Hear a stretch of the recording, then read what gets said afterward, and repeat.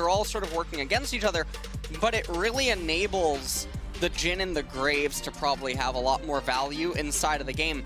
The scary thing is obviously Kindred. I would liken that to Zoe's who roll Redemption. Yep. I think you're exactly right. I was thinking about that myself, especially when we've got the 2 level 4 Redemption rollers. Yeah, we've got a River Ramp.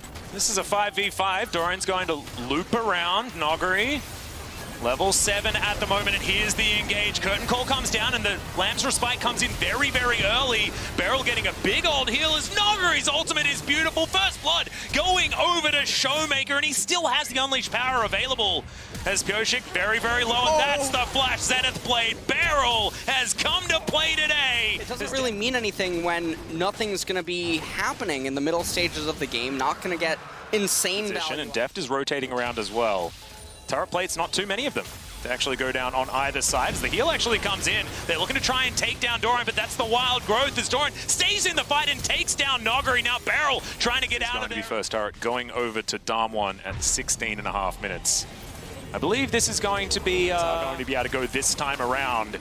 There's Chovy off to the side, Beryl looking for a flank, and Noggery as well, wrapping around. Pyoshik going to be able to take the Infernal Drake. DAMWON, Infernal Soul going to be extraordinarily valuable, but DRX is exactly the same, right? A lot of their gold lead right now is actually just inside of the turrets. Yeah. And so they're about— oh, what? What? Okay. Sometimes you've just got— see what happened there as Carrier is just going to rotate around, and Deft able to push all the way forward. And you were talking about, you know, turret gold being a factor. Well, to DRX. Yeah. DRX now, I mean, they're trying to hold a Phalanx. Noggery's being so patient. There's the Solar Flare. Doran down pretty low. And it is just going to be DRX giving this one up as Noggery looking for the fight potentially, but Beryl just going to get himself out of there with the flash. And now Soul Point is in for DAMWON.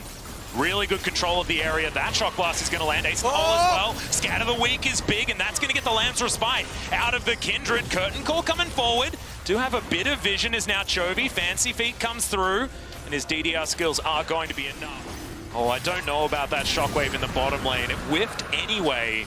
Like, I mean, with the team composition that DRX has, Orianna, she has some wave clear. Caitlyn has a little bit as well. Looking like they just don't really know what to do next.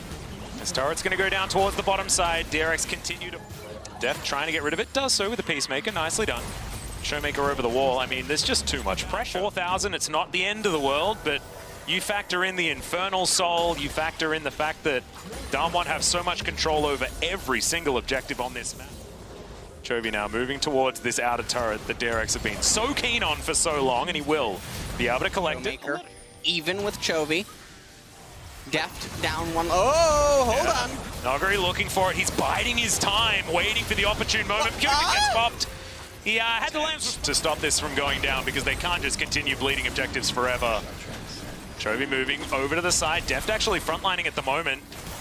The smoke screen goes down, the flash over, Chovy looks for the Shockwave and misses. The flash out from DAMWON. But they managed to separate them a little bit. Never mind, Doran going on a little bit of an adventure. Here comes Pyoshik though. Yeah, Noggery's gonna flash in, massive slicing Maelstrom into the back line. The Lulu dies immediately. Doran gonna go down as well as there's the Curtain Call. Ghost looking for Chovy, but the Elder Drake is going to fall, and whether this Orianna gets away or not, DAMWON will put themselves in a game-winning position. Yeah, and now with the— and they also have the Infernal Soul as well. Just a reminder, guys, the game with the least kills at Worlds so far this year had 11. Completely chunked. This is a 4-item Jhin. He does a lot of work. DRX now forced to go back. As Carrier not going to be there. Don't want to fight a 4v5, and they will just forego their inhibitor turret. They can't just continue sacrificing objectives, but unfortunately, they're just too far behind at this point in the game. Too many buffs circling DAMWON. Still 39 seconds on the Elder Drake. Has 2 inhibitors in the blink of an eye and a teleport towards him. I know, this is like a poke Graves. Yeah. I guess lethality is going to help you out there, but he's been using his collateral damage just to soften up his opponents so far this game. It's been working. Beryl getting caught out of position for the moment, but he will survive. And DAMWON still pressing forward. Deft, half health. Pyoshik the same, as is Carrier. This is going to be the hat trick of inhibitors on the 1 Baron and Elder push. Elder has just dissipated. And now DRX are looking at just a couple of Nexus turrets between them and a game 1 loss. Nogari looking for his moment. Koshik going down very, very low. Dances out of the way of the deadly flourish.